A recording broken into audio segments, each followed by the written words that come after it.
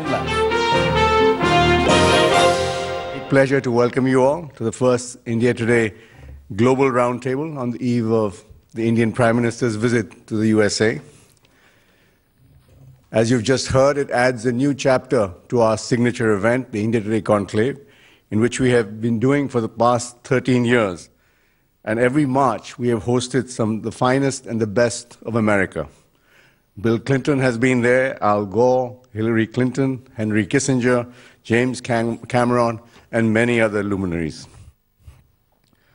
I'm therefore delighted that we've made this small beginning here in America in collaboration with two very distinguished partners, Brookings Institution and the India's leading industry association, Confederation of Indian Industry, CII.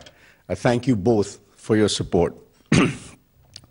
We're going to spend the day discussing almost every aspect of the Indo-US relations with leading lights from both countries. There couldn't be a better time. India is on the cusp of great change. After 30 years, we have a single party with an absolute majority and a mandate won on the promise of development. Fortunately, it is headed by a Prime Minister with a clear vision for economic renewal. That too, a vision not held hostage to Nehruvian socialism, but a vision of good governance with minimum government. Probably for the first time since independence, there's been a shift to the right in India's mindset.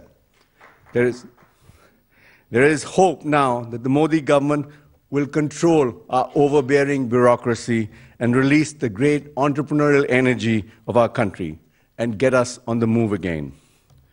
By all counts, it's a daunting task to streamline an economy full of distortions, an economy which has been a victim of the competitive populism that has been practiced by our politicians for many decades. Meanwhile, Prime Minister Modi is reaching out to the world, as can be seen with his recent engagement with the leaders of China and Japan. In the light of these meetings and his economic vision, his visit to America assumes even greater significance. India-US relations have a long and complex history with many twists and turns. Bring up the subject of India-US relations and there will be as many prescriptions as there are speakers. But everyone is guaranteed to be agreed on one thing. It is a relationship that has consistently failed to realize its potential. India and the US have been variously called estranged democracies, impossible allies, and natural allies, which was coined by our former Prime Minister, Atal Bihari Vajpayee.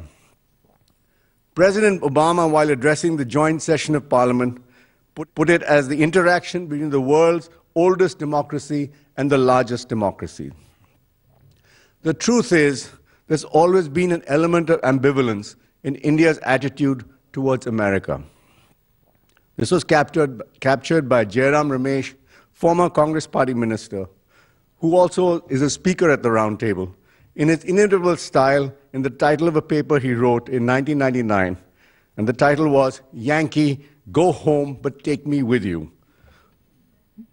And any which way, it is a relationship that has been better found its potential when it has been guided by politicians.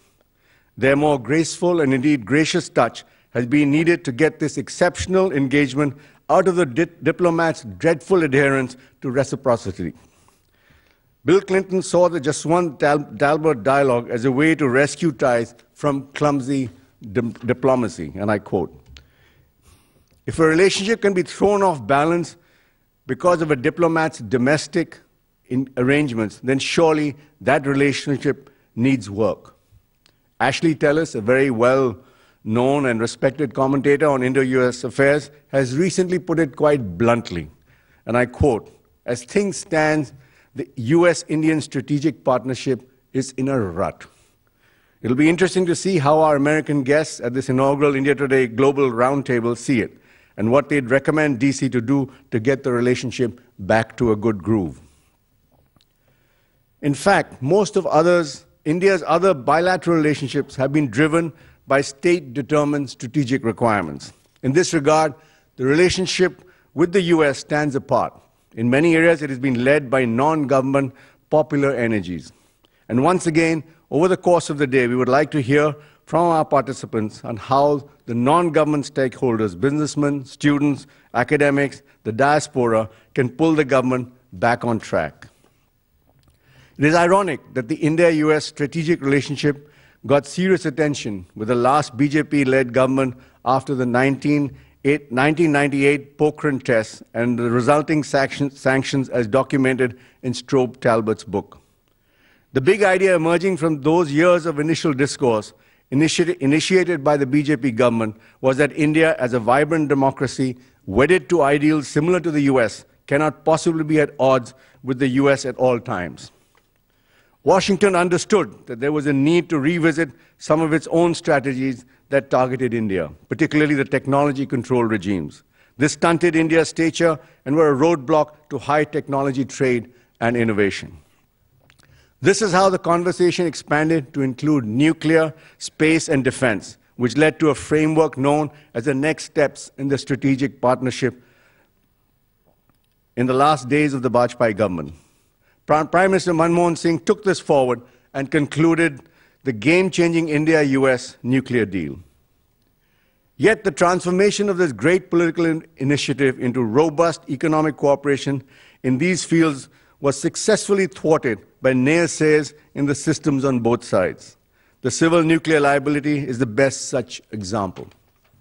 Clearly, the fresh political capital is needed to bridge this yawning gap between potential on the ground and political synergy on the top.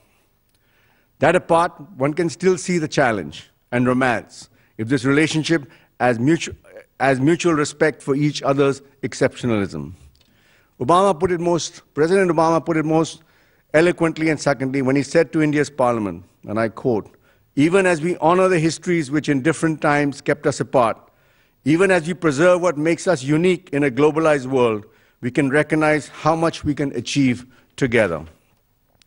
He and Prime Minister Modi have to heed this sentiment. Both India and US have immense soft power, and the exercise of this power is not mediated by governments. That's what makes us exceptional too, two great democracies. Business too needs to chip in to do much more. US was India's largest trading partner for the longest time, a partner with which India enjoyed trade surpluses. But the growth in trade between the two countries has slowed to a trickle. China is now India's largest trading partner, overtaking that position from the US as far back as 2007, 2008. America, as we all know, is all about business. So is the main focus of Prime Minister Modi's visit. He wants to attract FDI for his most recent pet project, Make in India. As Infosys founder Narayan Murthy wrote recently, and I quote, "Modi has to make US legislators, civil servants, and corporate leaders feel that India is important, India is predictable, India is desirable, and India is easy to do business with." That's quite a tall order, and it'll take more than just words for Prime Minister Modi to do. We also have with us a panel of eminent Indian industrialists to discuss Indian investment potential and also the contentious issue of outsourcing the Bangalore-Buffalo divide.